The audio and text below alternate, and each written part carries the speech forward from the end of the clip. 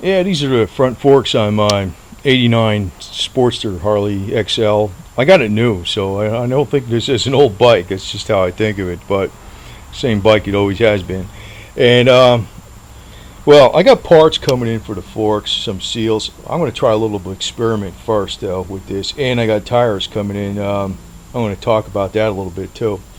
Um, but in theory, it's very easy to change the oil on the forks, but to put this cap back on, it's a pain because first you lift the bike up off the ground, right? You got it up off the ground, right? And it takes a lot of pressure off the spring on the fork, but it still pops out. So when you take this out and you just take out the screw for the drain and you pump it up a bunch of times and the oil comes out and that's it, right? But when you put it back on, even when the tire's off the ground, this thing, it's a pain in the ass to get on. That's why a lot of people don't change the oil on this too much.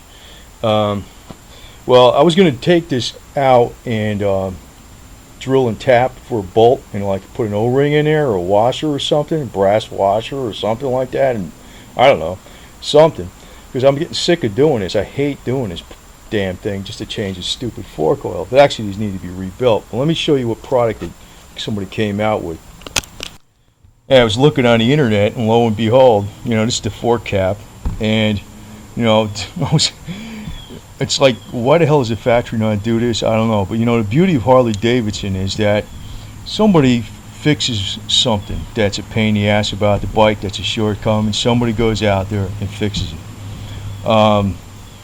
So, here it is. Once you put this thing on, if you want to change the fluid, you just unscrew the centerpiece. You don't have to mess with the spring. And it's from dynamicbikeinnovations.com. So there you go. Now I got a leak in a fork. I don't know how bad it leaks or what, but it leaks some, and I'm going to rebuild them. But I'm going to try a little experiment. I actually saw this on YouTube from Scotty Kilmer. This is AT205 reseal. Yeah, let's put on English here. Sorry. Well, it's worldwide internet. Anybody can ring it. But it's reseals especially if you got a hydraulic jack or something like that. This stuff really works good, supposedly. So what I'm going to do is I'm going to put an ounce in each fork and then fill it up with the oil, the regular fork oil. Now, I normally use this stuff, Screaming Eagle, Shrieking Beagle, or whatever the hell it is. This probably depends on where you get it, but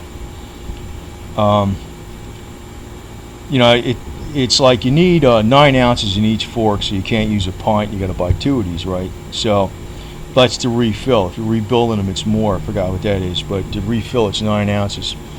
So you measure it out, but you buy 2 of these. I think these are like $8 or $10 each. I mean, it's not a big deal, but you know what I'm going to do? Since I'm just experimenting, seeing if the seals reseal before I rebuild it or whatever, I'm going to use this stuff. This is actually from Walmart.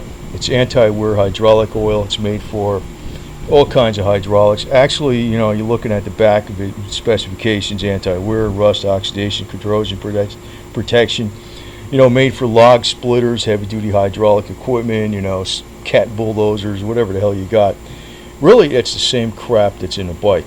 Believe me, And I know people in Harley-Davidson probably say it's sacrilegious, but I got to tell you,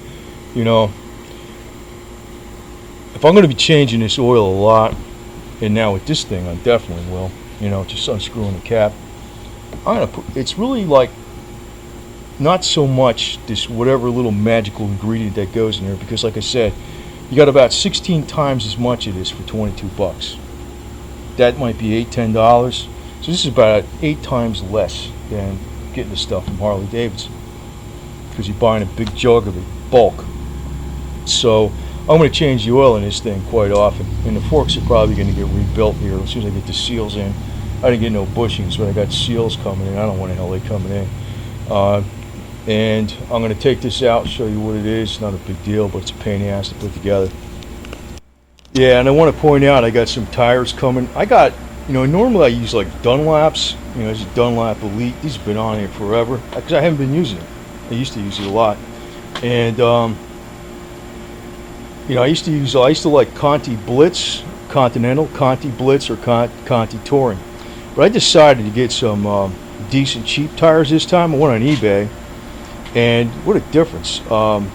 Kenda, some Japanese brand, both tires delivered, front and rear, the right size, $134 for both tires. It used to cost me like $100 something easy just for the rear tire, like at least that much just for the rear tire. Like if I got a Conti Touring or something, good tires, I can get 20,000 miles on them. But I'm gonna go with this for now because kind of I don't know. Sometimes I wonder, like, people blow money on some of this bullshit. It's like ridiculous. The other thing is, on this front tire, the stock Sportster's got kind of a weird size. I know it's a 19 inch, but it's a 90-90 19. And I forgot what the hell the 100 is, but it's 90-100-19. I've had these on here. I've used them. They work out okay. I didn't have any problems with it. So, I'm just saying, some people say you can't, some people say you can. 90-100-19 are easy to find. 90-90 and 19 are tougher to find. But 90-100-19 work. So I don't know. Some people say no, but I never had. I got the stock fenders on it, so I've never had any problems with it. So, and yeah, this is just for like home security. Just want to do a little update on it. I just put like the master lock on it. Actually, this is biggest lock I had in Walmart. It's not really a shitty lock, but that's for the kryptonite chain. And I used the chain. This is off a 5-ton military truck. I just looped it through itself, and I used a U-lock, which is you can pick with a ballpoint pen, a big pen.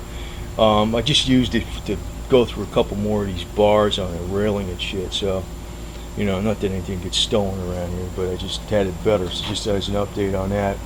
But I'm going to go over some other things here in the future about. I've actually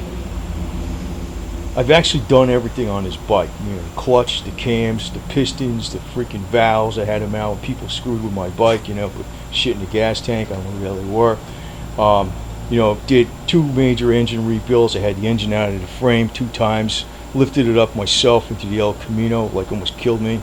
I don't know. Changed my tires, changed primaries, all that kind of shit. Clutch, stators. I wish I did videos on that stuff, but I'm going to put some more out on this thing because I think my approach on a bike is more practical than a lot of other people. I was more of a rider that got into it because I like riding, and I like bicycles, and I like 2 wheels. And I kind of got away from it because, people would shine the crap out of their bike, be afraid of getting one little pit of rust or some crap on it. They would take it out in the rain and they go to a bar and I don't know what the hell, that shit was stupid. I just got away from it. But I'm gonna put out a lot more videos on this stupid thing, but simple stuff that people can do, and I don't do anything to break the bank.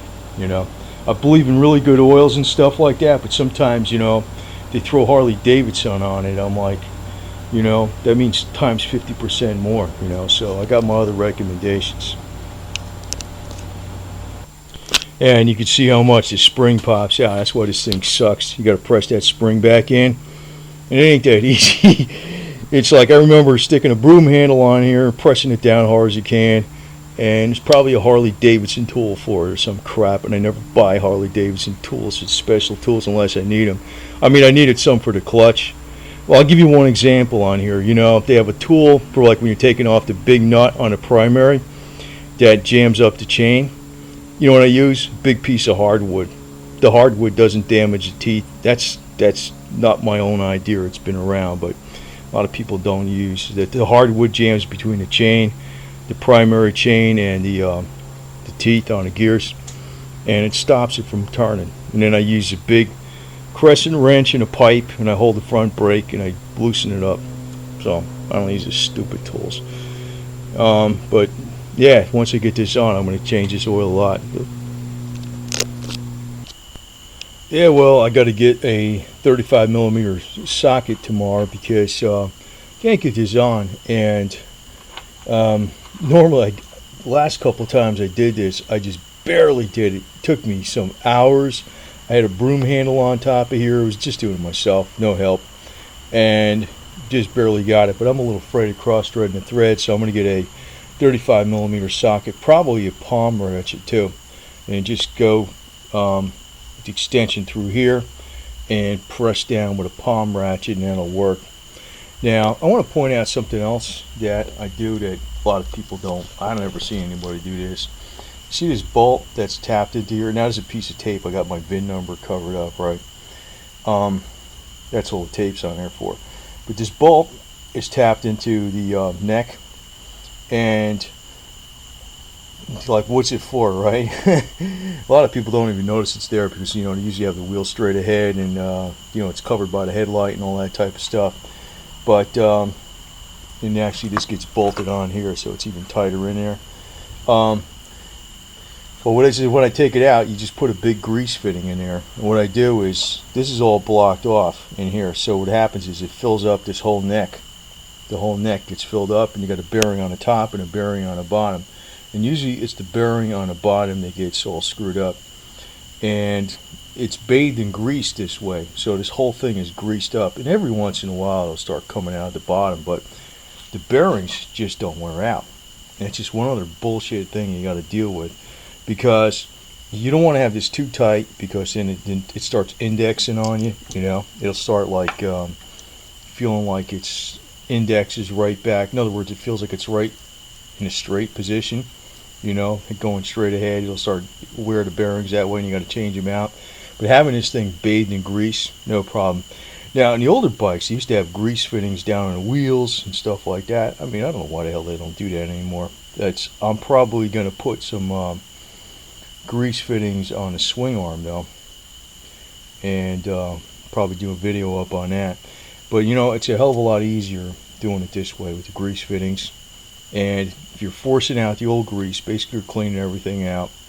And if it doesn't feel like it's getting any more slop in the head, you know, hey, everything's fine. You know, you don't need to take the damn bearings out every freaking year and all this kind of shit.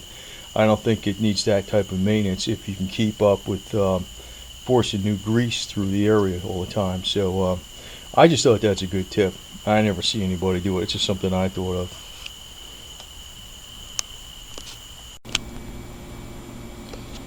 Well, I got the fork cap on here, the new ones, and I used to use a broom handle or something crap like that. It was a pain in the ass. I saw some people do it that way, but that is not the smart way to do it. And here I got 35 millimeter socket, and I have a drive on here, which is a hand driver. You know, it's a ratchet, right? So you can then turn it. So I put some tape on top of the fork cap itself. So you wiggle it on there, and you can turn it, right? So this is what it's doing. It's just, you know, turn it, and that's it. It went on nice and easy. I had to take the, this is no big deal to take an Allen wrench, move the gauges out of the way, right? And that's it. This went on easy as butter. So, I don't know. Some people told me to go use a broom handle, and that's how they were doing it. And there was like 2 people to do it. And sometimes doing this myself was taking forever. Well, doing it this way with 35 millimeter socket, you put some tape over the top of this thing, and the hand driver pressing down on top of this with some cloth. It went right on. It was easy as crap. Now the beauty of this thing, like I said, is you got the inner cap inside of here, and you can pull this off. So you're not going to pull the spring out. You can pull this off. So what I'm going to do is I'm going to put fluid in here a few times, drain it out of the bottom, compress it a few times. Then I'm going to finally fill it up. I'm going to use the Super Trek hydraulic oil, and I'm going to use 1 ounce of that AT205, I think it is, reseal. I'm going to see if this reseals the forks, but I got parts coming to rebuild them. And the only part I hated about rebuilding these forks is putting these stupid caps back on. God, real easy with the tool. So 35 millimeter socket, hand driver, and the hand driver is a 3/8 adapter, so you have to get a 3/8 to 1/2 inch adapter. Goes on. This took a couple minutes to put on now. I mean, it's ridiculous. So I don't know. Don't listen to what everybody tells you to do sometimes, you know. This is the easy way. It's not hard at all. But I want to also point out something else here. Don't try to get these stupid caps on when the forks are outside the bike. Put them in the triple trees. Put them in the triple trees. Put them on the bike.